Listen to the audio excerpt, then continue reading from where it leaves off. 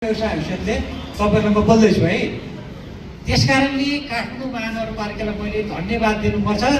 मैले हाम्रो सुमन सामीजीहरूले चाहिँ ऋषिराम सरले कोरम्बर चिन्जान जहिले हो त्यसपछि त ऋषिराम सरले मलाई छोड्नु भएन, तर उहाँले नछोडेको कारणले गर्दा उहाँले मलाई डोर्याउनुको, म पनि वास्तवमा ऋषिराम सरले मलाई डोर्याएपछि म पछि लागेँ र म त्यो कार्यक्रममा पनि हरेक कार्यक्रममा सहभागी भएछु। कतिपय साथीहरू मलाई चिनिसक्नु भयो होला। र त्यो ललितपुरको ब्याङ्कुटमा गएर मैले भनेको थिएँ कोही बेलामा काठमाडौँ महानगरपालिका एकदम प्रति सबैजना एकदम आक्रोशित हुन्थ्यो। मैले सुने भने होइन साथीहरू, आक्रोशित हुने होइन। काठमाडौँ महानगरपालिकाले त्यो फैसलाको विरुद्धमा पुनरावलोकन गर्नुपर्ने थियो, गरेन। निर्माण संरचना निर्माण गर्नको लागि रोका गरो, त्यो बाटो नलागेको भए हुन्थ्यो।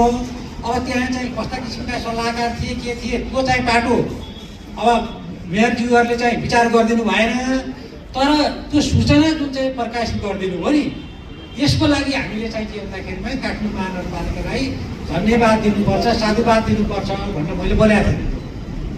हेर्नुहोस्, आज त्यही कारणले गर्दाखेरिमा त्यो चाहिँ सूचनाको कारणले गर्दा त्यो फैसलालाई राइट टाइममा हामीलाई दुईवटा अप्सन थियो।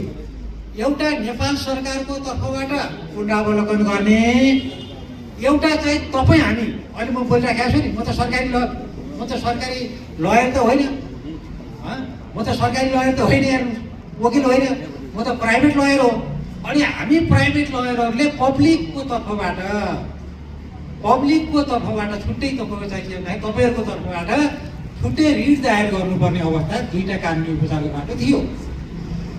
ऋषि सरसँग कन्ट्याक्ट भयो र मलाई आज स्मरण गराउँछु, हामी ऋषि सर हेर्नुहोस्, मैले आजसम्म मेरो यो आज म 58 वर्षमा हिँडिराखेको छु, म बस्ने बताएको तपाईँलाई। तर मेरो यत्रो समयमा यति खटिनी मान्छे मैले अगाडि प्रशंसा गरेँ। अहिले मैले पनि धेरै मान्छेहरूलाई भोगेँ, धेरै मान्छेहरूलाई भेटेँ, धेरै मान्छेसँग सङ्गत गरेँ। हेर्नुहोस्, धेरै ठुला गर्ने मान्छेहरूसँग सङ्गत गरेर छु। हेर्नुहोस्, समाजको धेरै उथुल गर्ने मान्छेहरूसँग सङ्गत गरेर छु। हेर्नुहोस्, भयङ्कर कुरा गर्ने मान्छेहरूसँग मैले सङ्गत गरेर छु। हेर्नुहोस्, तर ती केवल वास्तवमा कुरा मात्रै हुन्थे। जबसम्म हामीले कुरा गर्छौँ त्यसलाई व्यावहारिक रूपमा प्र्याक्टिकल्ली त्यसलाई एप्लिकेसन पार्ट चाहिँ हामीले चाहिँ गर्दैनौँ नि।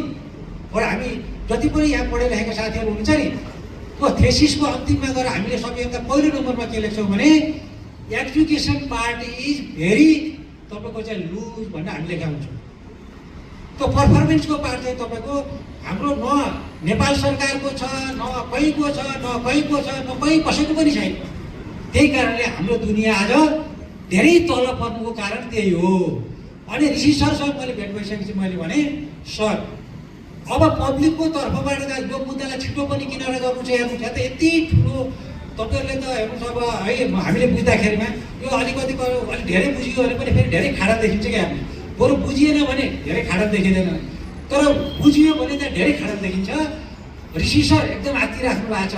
सर जनता मर्नु थाले कसरी बचाउने भन्नुहुन्छ। कानुनी बाटो दुईवटा बाटो बाहेक छैन। हामीसँग समय चाहिँ एकदमै कम छ। अत्यन्तको चाहिँ तपाईँ पुनरावलोकन गर्ने समय पनि कम छ। यदि नेपाल सरकारले पुनरावलोकन गरेन भने प्राइभेट लयरले चाहिँ तपाईँको चाहिँ रिट हाल्नुपर्छ, राइट टाइममा जानुपर्छ। हेर्नुहोस्, त्यहाँ एउटा त्यो ल्याचेसको चाहिँ विलम्बको सिद्धान्त हुन्छ। हेर्नुहोस् है, राइट टाइममा जानुपर्छ। टाइम घर्किसक्यो, लेख्न सुरु गर्नु पऱ्यो। उपत्यकाभरिका चाहिँ तपाईँको चाहिँ खोला प्रभावित भएपछि आफै विचार गर्नु कति छन् यहाँ हेर्नुहोस्।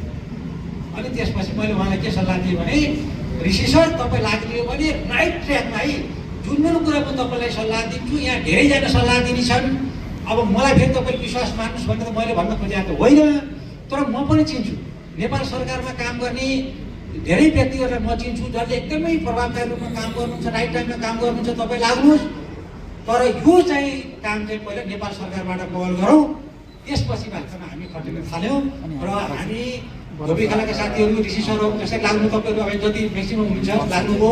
त्यसपछि मै मेरै घर भएको एरियाको हामी चाहिँ के अरे चुनौती मारेर साथीहरू आउनुभएको छ अहिले हामी त्यहाँ धेरै पटक मिटिङ बस्यौँ यता चाहिँ तपाईँको धुमराईको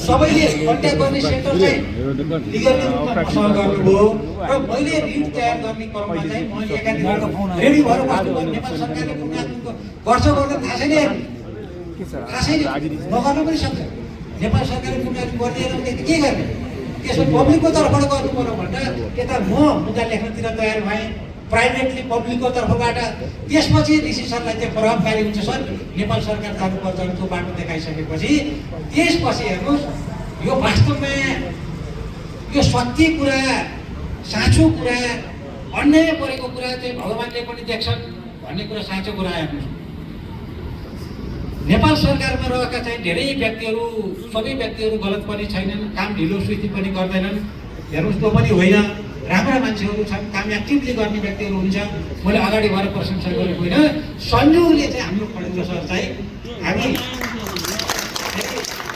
तपाईँले आवेदन सम्बन्धलाई म पनि गौतम उहाँ पनि गौतम आशा परिचय है म नेपाल बार एसोसिएसनको उपाध्यक्ष हुँदाखेरिमा